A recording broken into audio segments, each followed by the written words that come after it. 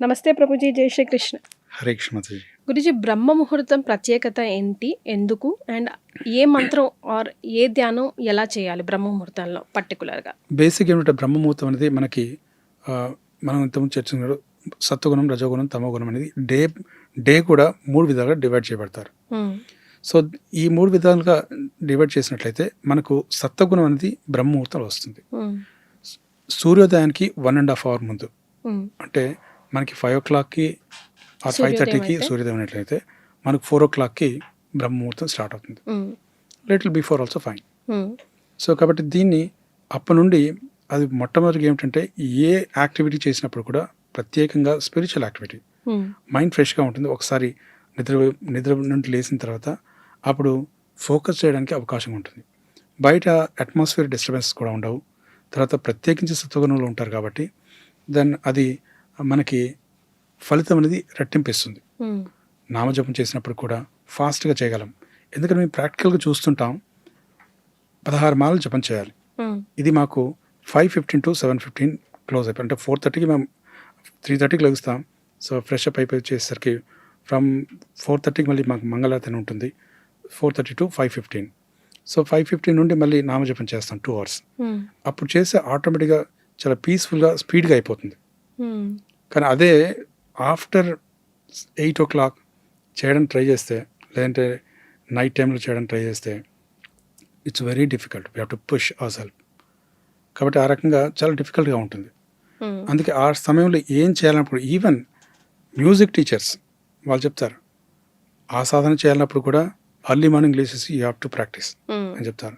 Studies early morning, ఎందుకంటే brain అంతా ఫ్రెష్గా ఉంటుంది. సో ఆ మైండ్ అంతా పీస్ఫుల్గా ఉంటుంది. ఏం చేసినప్పుడు కూడా యాక్సెప్ట్ చేస్తుంది. ప్రభుజీ, ఈ కలియుగంలో పఠించాల్సిన మంత్రం ఏదైనా ఉంటే మా ప్రేక్షకులకి తెలియజేస్తారా? ఎస్. సో మనకి అందరి దేవతల యొక్క నామాలు అనేది విష్ణు సహస్రనామాలు వస్తాయి. విష్ణు సహస్రనామాలు మొత్తం కూడా 1008 నేమ్స్ అన్నీ కూడా. సో మనకి 3 రామనామాలు వస్తాయి. శ్రీరామ రామ రమేతి, రమే రమ మనోరమే, సహస్రనామ తత్తుల్యం, రామనామ వరాణనే. సో కాబట్టి 3 రామనామాలు ఈ విష్ణు సహస్రనామాలకి సమానం. శాస్త్ర ప్రకారంగా 3 రామనామాలు ఒక కృష్ణనామానికి సమానం. కాబట్టి రామ అండ్ కృష్ణ, హరే కృష్ణ హరే కృష్ణ, కృష్ణ కృష్ణ హరే హరే, హరే రామ రామ రామ హరే హరే, ఇతి షోడశోకనామ్నాం కలికల్మషనాం నాశనం, నాథ పరతరోపాయం సర్వవేదేషు దృశ్యతే అంటారు. కాబట్టి కలియుగంలో సో ఎన్ని శాస్త్రాలు వెతికినప్పుడు కూడా ఈ షోడశోకనామం 16 సిలబుల్స్ ఏదైతే ఉందో, సో ఏదైతే దీన్ని జపించినట్లయితే అంతకంటే మిగిలినది లేదు. ఎందుకంటే వేరే ఏ ఇతర మంత్రాలు జపించాలన్నప్పుడు కూడా కొన్ని నియమ నిబంధనలు చాలా కఠినంగా ఉంటాయి. ఒకే చోట కూర్చొని చేయాలి, సో స్థిర ఆసనంలో ఉండాలి, తర్వాత అంతరంగంగా చేయాలి. సో ఇవన్నీ నిబంధనలు ఉంటాయి, శుచిగా ఉండి చేయాలి అని చేస్తారు. ఇప్పుడు అలా అన్నట్లయితే సో ఓల్డ్ ఏజ్ పీపుల్ ఉంటారు, how can they do it? Young children ఉంటారు, వాళ్ళు చేయలేరు. సో లేదంటే ప్రెగ్నెంట్ లేడీస్ ఉంటారు, it is not possible. So in this way ఇప్పుడు కంటామినేషన్ టైంలో ఉన్నాను, వాళ్ళు కూడా చేయలేరు. సో ఇవన్నీ స్పెసిఫికేషన్స్ లేకుండా మహామంత్రం అంటారు. అందుకే ఈ మంత్రాన్ని any time anybody can chant, even ఆచార్యులు అంటే ఈవెన్ డాగ్ కెన్ చాంట్ అని అంటారు. అలా ఇన్సిడెంట్స్ కూడా ఉన్నాయి. సో కాబట్టి ఇది చేయడం ద్వారా, తర్వాత వాళ్ళు చేస్తుంటే ఇతరులు వినడం ద్వారా, సో వాళ్ళకి ఖచ్చితంగా ఈ బెనిఫిట్స్ అన్నీ ఉంటాయి. ఈ మంత్రం శక్తి అనేది ఎవరైతే చేస్తారో దే కెన్ అండర్స్టాండ్. సో వాళ్ళు ఖచ్చితంగా ఆ ఎక్స్పీరియన్స్ చేస్తారు. సో 1-2 రౌండ్స్తో స్టార్ట్ చేయండి, దాన్ని గ్రాడ్యువల్గా చూడండి. ఈ మంత్రం అనేది it's like a science. Science అనేది ఫస్ట్ థియరీ చూస్తారు, తర్వాత ప్రాక్టికల్ ల్యాబ్లో వెళ్ళినట్లయితే సో వాళ్ళకి ఎక్స్పీరియన్స్ అనేది వస్తుంది. అలాగే శాస్త్రం కూడా అలాంటిది, జస్ట్ థియరీనే కాకుండా దాన్ని అప్లై చేసి చూసినట్లయితే సో దాని రిజల్ట్ అనేది తెలుస్తుంది. సో అలాగే అందరినీ రిక్వెస్ట్ చేసేది ఏంటంటే so please chant this Mantra, all over the world successful. Prabhuji, ఈ హోల్ మన పాడ్కాస్ట్ డిస్కస్ చేసుకుంటే మీకు శ్రీకృష్ణుల వాళ్ళతో ఉన్న రిలేషన్ గురించి ఒకసారి చెప్తారా? లైక్ మీరు విట్నెస్ చేసింది, మీ రియల్ లైఫ్ స్టోరీస్. బేసిక్గా చెప్పాలంటే నేను ఒకనొక టైంలో ఏదో ఒక మూవీ చూస్తుంటే సమ్ హీరోయిన్ ఆర్ సంబడి వాళ్ళు కృష్ణు యొక్క విగ్రహాన్ని పెట్టేసి బాగా తీవ్రంగా ప్రార్థిస్తున్నారు. ఆ సమయంలో నేనేమనుకున్నా అంటే నిజంగా కృష్ణుని కూడా ఆరాధిస్తారా అనుకున్నాను. ఓకే. బట్ ఇన్ఫ్యాక్ట్ మా ఇంట్లో ఉండేది ఫొటోస్ కూడా రైట్ ఫ్రమ్ మై చైల్డ్హుడ్. కృష్ణుడి యొక్క విశ్వరూపం బాలాజీ, భగవద్గీత ఉంటుంది అంతే, నథింగ్ ఎల్స్. సో మా ఫాదర్ కూడా హనుమాన్. సో సో ఈ 3 ఫొటోస్ తప్ప మా ఇంట్లో ఇంకా వేరే ఉండదు. మా ఫాదర్ కూడా చిన్నజీర స్వామి యొక్క ఫాలోవర్. సో ఆ రకంగా చేస్తుండేవారు. సో సమ్హౌ ఆ కల్చర్ అనేది ఉంది. కానీ తర్వాత గ్రాడ్యువల్గా ఎప్పుడైతే నేను భగవద్గీత చదివానో, తర్వాత భాగవతం చదివానో, అప్పుడు నిజంగా కృష్ణుడు అంటే ఎవరనేది నాకు తెలిసింది. అదర్వైజ్ సినిమాలు కూడా వాళ్ళు వాళ్ళు చూపించేది ఏమిటంటే, బ్రాడ్కాస్ట్ చేసేది ఏమిటంటే దాని ద్వారా మెసేజ్ అనేది కృష్ణుడు ఒక రకమైనటువంటి అశ్లీలంగా చేస్తారు. అంటే దాన్ని ప్రచారం చేస్తుంటారు.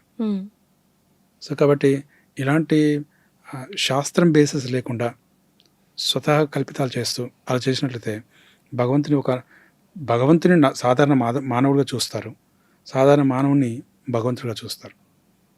సో కాబట్టి ఈ విషయంలో నాకు ఒకసారి ఎక్స్పీరియన్స్ వచ్చిందంటే, నేను I don't want to quote his name, one famous film actor.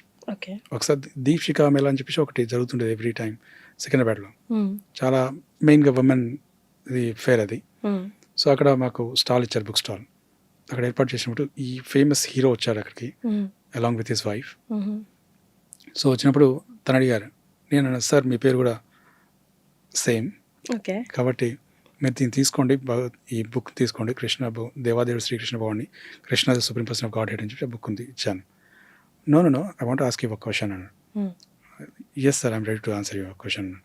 So తను ఏమడిగారంటే, కర్ణుడు ఎవరికి జన్మించారు అన్నాడు. అంటే న్యాచురల్గా సూర్యుడికి కుంతిదేవికి జన్మించారు అని చెప్పాను. అంటే నో మీకు తెలీదు. సో తను జన్మించింది కుంతిదేవికి కృష్ణుడికి అన్నారు. మీరు ఎక్కడ చదివారు ఇది, మీకు ఎక్కడ నుండి వచ్చింది ఇన్ఫర్మేషన్ అడిగాను. అది శాస్త్రాలు కూడా లేదు, అది ఎవరికి తెలియదు, ఇట్స్ అ సీక్రెట్ అని చెప్పేసి అంటారు. శాస్త్రాలు లేనిది సీక్రెట్ ఎలా అవుతుంది? సో వాళ్ళ ఓన్ స్పెక్యులేషన్స్. కాబట్టి మూవీస్లో, సీరియల్స్లో చూసేదానికి ఒరిజినల్ స్క్రిప్చర్స్కి చాలా తేడా ఉంటుంది. So there is no comparison basically. కాబట్టి స్క్రిప్చర్స్ లో కూడా రకరకాల వేరియేషన్స్ ఉంటాయి ప్రభుజీ చదువుతున్నప్పుడు. ఒక దాంట్లో ఒక ఇన్ఫర్మేషన్ ఉంటుంది, ఒక దాంట్లో ఒక ఇన్ఫర్మేషన్ కొంచెం అటు ఇటుగా అనిపిస్తుంది. దానికి don't know which to follow actually. అందుకోసం చెప్పేసి మనం ఏం చేయాలంటే, పూర్వాచార్యులు ఉంటారు, అంటే రామాచార్య, మధ్వాచార్య, వ్యాసమహర్షి, నాదమహర్షి, శిల ప్రభుపాల, ఇలా ఆచార్య పరంపర ఉంటుంది. వీళ్ళు రచించిన గ్రంథాలు చదివితే మాత్రమే ప్రామాణిక గ్రంథాలు. అప్పుడు మాత్రమే మనకి వాట్ ఈజ్ వాట్ అని తెలుస్తుంది. సో భగవంతుడు అంటే ఎవరు, భక్తులు అంటే ఎవరు, వాళ్ళ క్వాలిటీస్ ఎలా ఉంటాయి, భగవంతుడి క్వాలిటీస్ ఎలా ఉంటాయి, ఇవన్నీ స్పెసిఫిక్గా మెన్షన్ చేసినారు. అలా కాకుండా ఈ రోజులు ఎలా ఉంటుందంటే, రిలీజన్ అనే దానికి ఒక మీనింగ్లెస్గా తయారు చేస్తున్నారు. జస్ట్ లైక్ ఒక యారోని బుల్ సైలో షూట్ చేయాలనుకోండి, షూట్ చేయాలంటే సెంటర్ పాయింట్. సో అలా అవ్వట్లేదు. సో ఆల్ ఓవర్ వెళ్తుంది కానీ సెంటర్ పాయింట్ వెళ్ళట్లేదు, నియర్ బై కూడా వెళ్ళట్లేదు ఆ రింగ్స్లోకి. వాళ్ళు ఏం చేస్తారంటే, వన్ ఫైన్ మార్నింగ్ వచ్చేసేసి సో యారో వేసేసి దాని చుట్టూ సర్కిల్స్ గీసేస్తారు, అక్కడ బుల్ సైల్ పెట్టేసి సెంటర్ పాయింట్ పెట్టేసి. ఈ రకంగా ఈ రోజుల్లో రిలీజన్స్ అనేవి ఆ రకంగా తయారవుతున్నాయి. ఒరిజినల్గా అయితే పూర్వాచారాన్ని పాటించాలి. సాధు, శాస్త్ర, గురు, ఈ ముగ్గురు ఇచ్చిన స్టేట్మెంట్స్ ఏవైతే మ్యాచ్ అవుతాయో అప్పుడే ఆ స్టేట్మెంట్ కరెక్ట్ అని అంటాం. సో కాబట్టి ప్రతి ఒక్కరు రాసిన గ్రంథాన్ని, ప్రతి ఒక్కటి బయట దొరికే ఏదో బాగా థిక్ పేపర్ ఉంది, లేదంటే గుడ్ ప్రింటింగ్ ఉంది అని కాదు. దానికి పూర్వాచార్యుల కన్సెంట్మెంట్, వాళ్ళ యొక్క కమెంటరీ ఉందా లేదా అని చూడాలి, అంతే తప్ప సో ఎవరు సర్టిఫై చేశారు దీన్ని అని చూడాలి తప్ప, జస్ట్ లైక్ సింపుల్ ఎగ్జాంపుల్, మనం ఏదో ట్యూషన్ చెప్పే వాళ్ళ దగ్గరికి వెళ్ళేసి ట్యూషన్ చెప్పించుకున్న తర్వాత నాది డిగ్రీ అయిపోయిందంటే కాదు. మరి సో ఆథరైజ్డ్ యూనివర్సిటీకి వెళ్ళేసి, అయితే జేఎన్టీ కావచ్చు, ఉస్మానియా కావచ్చు, గాంధీ కావచ్చు, దేనికైనా, సో అలాంటి యూనివర్సిటీకి వెళ్ళేసి వాళ్ళు రికగ్నైజ్ చేసినట్లయితే వాళ్ళు ఇచ్చిన సర్టిఫికేట్ వాల్యూ ఉంటుంది. సిమిలర్లీ ఏ గ్రంథాలు కూడా అలా ఆ రకంగా చదివితేనే తప్ప, సో పూర్వాచార్యులు ఉండి వాళ్ళ దగ్గరికి ప్రామాణికమైన ఆచార్యుల దగ్గరికి వెళ్ళేసి వాళ్ళకి సేవ చేస్తూ, పరిప్రశ్నైన సేవయ, వాళ్ళ సేవ చేస్తూ వాళ్ళని వినయంగా ఎంక్వైరీ చేస్తూ, సో ఆ రకంగా శరణాగతి వేడి చేస్తేనే అప్పుడు నాలెడ్జ్, ఆధ్యాత్మిక జ్ఞానం అనేది సో హృదయంలో ప్రకాశిస్తుంది. అంతే తప్ప సో ఛాలెంజింగ్ క్వశ్చన్స్ అంటే for example outside so ఇర్రెలవెంట్గా ప్రజలు సో వాళ్ళకి చేస్తూ ఉంటుంటారు, ఏదో ఒకటి వాళ్ళకి తెలిసింది చదువుతూ ఉంటుంటారు, దానికి ఎలాంటి నాలెడ్జ్ అని ఉండదు. Thank you so much for giving this opportunity. Hare Krishna. And for more videos, Please subscribe to iDream. Please subscribe to iDream. Please subscribe iDream. And please subscribe to iDream. For more videos, subscribe to iDream. please like, share and subscribe to the channel. Congratulations, iDream. Subscribe to iDream. Subscribe to iDream. So subscribe to iDream Media. iDream ki iDream team andarki huge congratulations. Please subscribe iDream Media. Please subscribe to iDream. Subscribe iDream. Please subscribe to iDream. iDream అంటే నా కళల channel subscribe చేసుకున్నారు, నోరు తిరుగుతలేదు, మీరైతే గంట గుర్తు కొట్టండి. For more such videos, please subscribe to iDream. Subscribe to iDream. Please subscribe to iDream. Please subscribe iDream Media. Please do subscribe to iDream. Please subscribe to iDream Media. For best entertainment and information, please subscribe iDream. And don't forget to subscribe to iDream.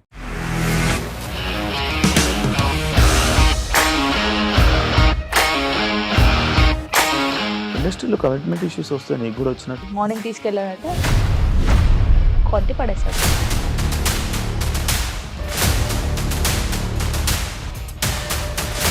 ఒక్కళ్ళు కూడా చూడలేదు ఈ cinema అని చెప్పడానికి కూడా చాలా ధైర్యం కావాలి. అది నిజం కదా, దాంట్లో ధైర్యం ఏంటి? ఇది నెక్స్ట్ డే ప్లేట్ మార్చేస్తే తప్పు కదా. As of now we are comfortable this అని నేను అనుకున్నాను. రష్మిక గారిది మీది ఒకే ఊరు అంట కదా? నీకు కోపం వచ్చిందంటే బాగా తిట్టేత్తరా? తిట్టేద్దామండి. నిజంగా గేమ్ ని ఎలా చేంజ్ చేయగలిగారు? APSFC వాళ్ళకి 6 నెలల్లో నేను 6 లక్షలు కట్టా. బిజినెస్ చేయాలనుకుంటే it is as difficult as riding a tiger.